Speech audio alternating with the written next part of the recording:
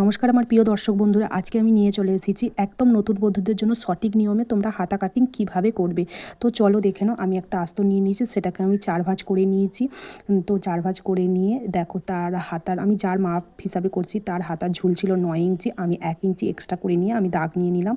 তো নিয়ে 3 ইঞ্চি ডাউন করে নিলাম, নিচের দিকে আমি 3 ইঞ্চি মাপ নিয়ে ডাউন করে নিয়ে আমি দাগ নিয়ে নিলাম।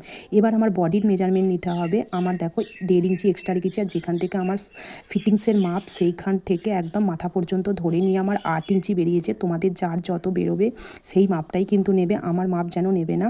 আর এই যে আমি 8 ইঞ্চিতে ডাউন করে নিয়ে দাগ নিয়ে আবারও আমি 1.5 ইঞ্চি এক্সট্রা করে মাপ নিয়ে দাগ নিয়ে নিলাম। আর এই যে শেপ, তোমরা অনেকেই শেপ দিতে পারো না, তো শেপের জায়গাটা আমি 2 ইঞ্চি তে দাগ নিয়ে এবার হালকা হাতে কিন্তু আমি শেপটা কিন্তু দিয়ে নিলাম।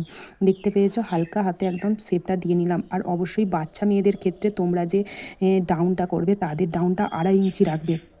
আর যাদের 48 বা 46 বডি হবে তাদের ক্ষেত্রে তোমরা ডাউন শেপটা 3 ইঞ্চিতে 3.5 ইঞ্চিতে নেবে। তো 3.5 ইঞ্চিতে নিয়ে নেবে, তাহলেই কিন্তু হয়ে যাবে। আর যদি তোমরা ভুলে যাও তাহলে 3 ইঞ্চিতে ডাউন করে নিলেও হয়ে যাবে।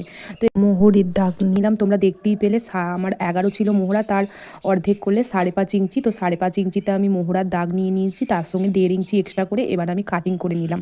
তো আমার কাটিং করা হয়ে গেল, দেখো আমার 4 পাটি কাটিং করা হয়ে গেছে। এবার মাথাটা আমি কিন্তু কাট করে নিয়ে এবার তালপাটির শেপটা কিন্তু আমি দিয়ে দেবো।